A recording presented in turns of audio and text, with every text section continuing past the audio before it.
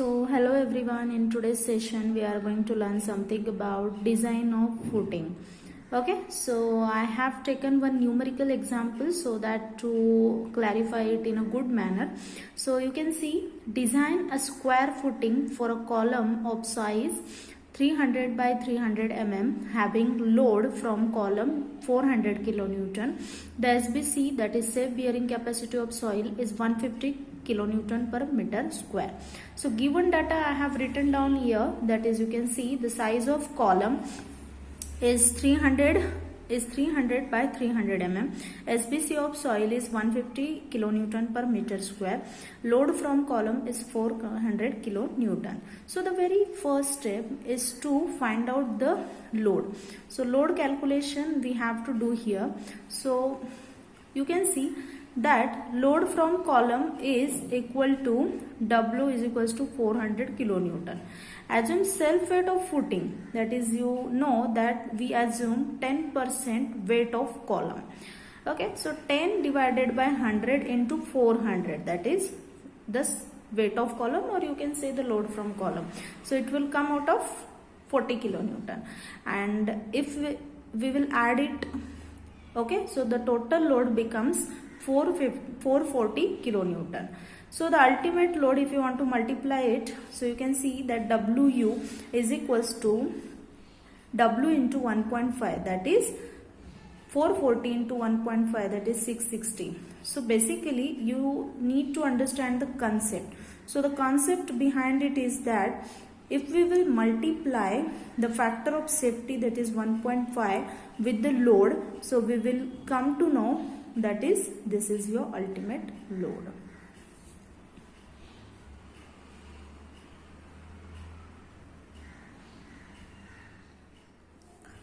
Now the second step is to calculate the area of footing. So area of footing is nothing but required area of footing, that is total load without considering ultimate load. Okay, do not multiply it with factor of safety. You need to consider only the working load and divide it by 150, that is SBC. Whatever may be the safe bearing capacity, it depends upon your condition, your soil condition. We are going to calculate it on the site itself.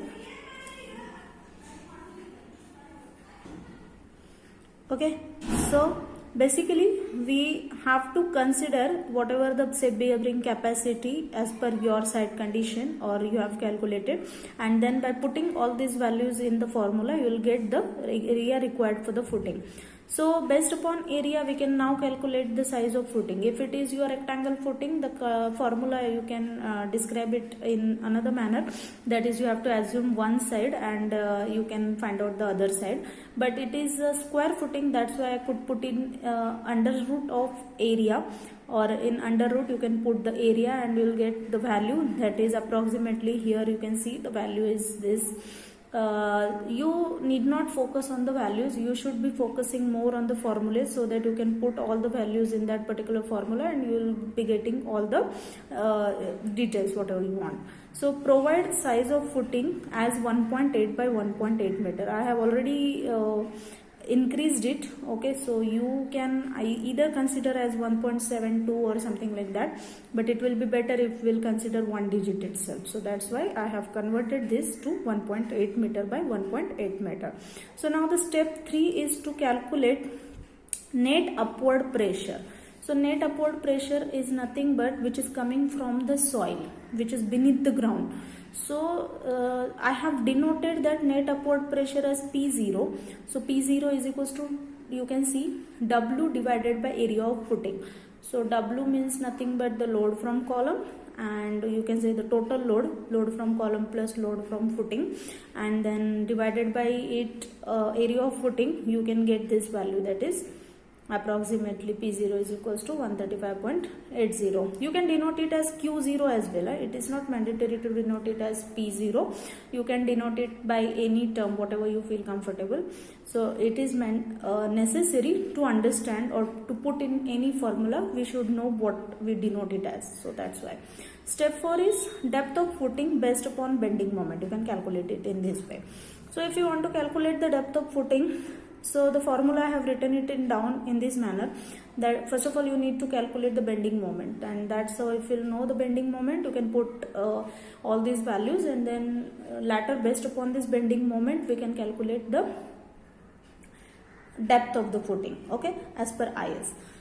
So bending moment I have calculated in this manner, that is P0. P0 is nothing but net upward pressure multiplied by the width of footing divided by 8 in bracket width of footing minus width of column bracket square. That's how it will come the length. So only for the one side we are going to calculate it, but as per the derivation this formula comes out to be WL square by 8. Okay, so whatever these values I have kept here, those are L square, nothing but L square. So after derivation this formula comes out to be WL square by 8.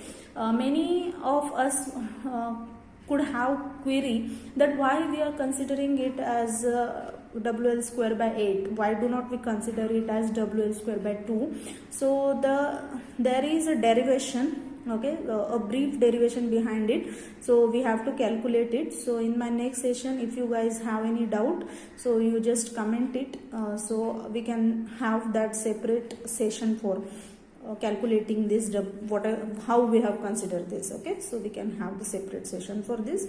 So now in this all values, if we put this in this formula we will get this bending moment, okay.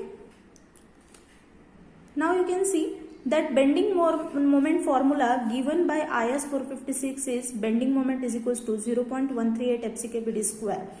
So this formula depends upon the grade of steel, okay. So I am using 415 grade of steel, that's why I have used the coefficient as 0.138. If you are using 500 or 250 the grade of steel, so the value of coefficient may differ from it, okay. So 0.148 FCKBD square and blah blah blah. So now if you put all these values you can find out the effective depth from this formula, and whatever the effective depths come out from this formula you have to increase it by 3 to 4 times, okay, because it is a footing, it must be safe in all the manners, that's why we need to increase this. So provide 50 mm cover and increase this. So I have increased that value by directly you can say 2 times. So you can see that I have assumed 300 plus 50, so that is 350 mm, okay. So now the step 5 is nothing but how to calculate the area of reinforcement. So normal formula which we are going to use is 0.5 FCK divided by Fy in bracket 1 minus under root 1 minus 4.6 mu divided by FCK BD square bracket close multiplied by BD. So this is particularly the formula which we are going to use to calculate the area of steel. So once we will come to know the area of steel required, so you can put that values in percentage of steel, because percentage of steel is important to calculate the shear, whatever may be the amount of shear we are going to calculate that later upon. So that depends upon this percentage of steel. So you better calculate this down here itself.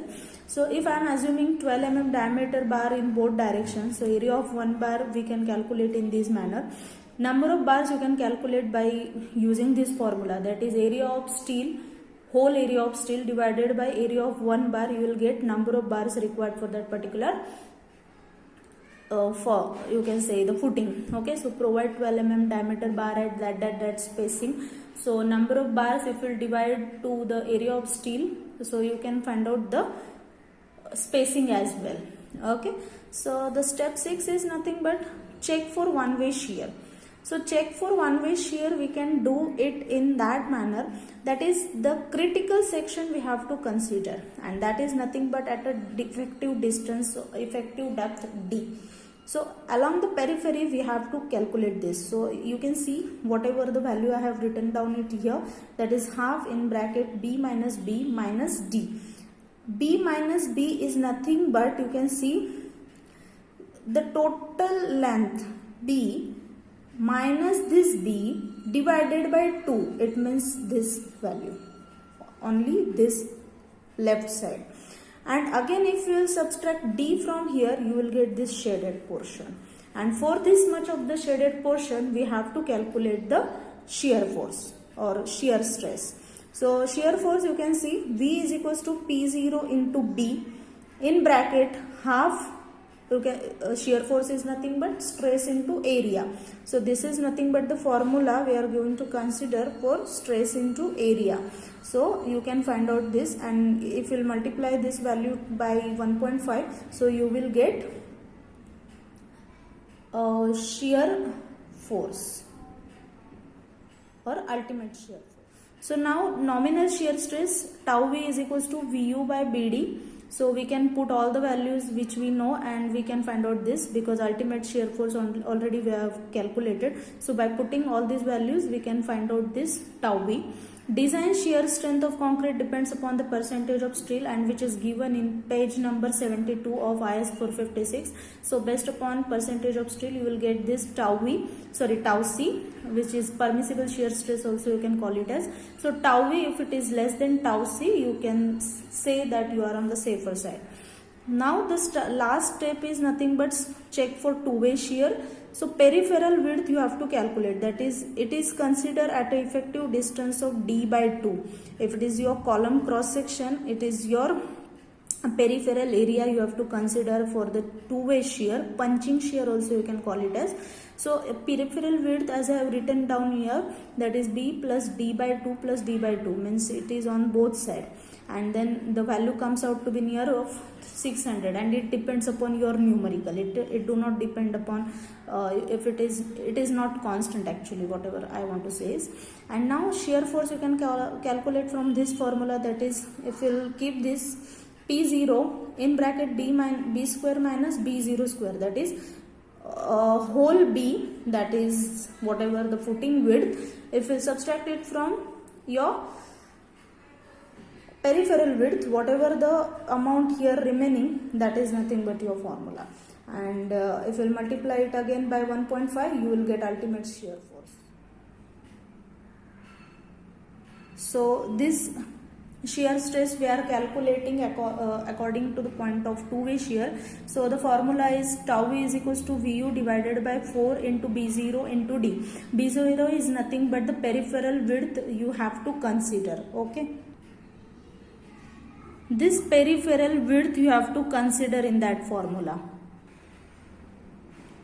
Okay, so by putting all these values you can get this tau V, that is nominal shear stress. Then permissible shear stress we can find out. How we can find out it? That is Ks is equals to 0.5 plus beta C. And beta C is nothing but the shorter side of column or longer side of column, that ratio we have to consider, and that come across 1 because it is your square column. So this value comes out to be 1.5 approximately, and when this value you have to multiply it with tau C factor, and tau C is nothing but 0.25 under root FCK. If you will find out this Ks and tau C, both this value, if you will multiply it and you will get this Ks tau C value, you have to compare it with nominal shear stress, that is tau V. If your tau V is less than Ks tau C, then you are safe in two-way shear. So that's how we can calculate all these factors. So you guys can calculate your footing dimensions, footing reinforcement or everything, or check for two-way shear, one-way shear in this particular format as per IS 456. So if you like my video, please share and subscribe my channel, and I hope we'll take more sessions based upon design of footing, rectangular footing, and design of many more components from the RCC. Okay, so thank you guys.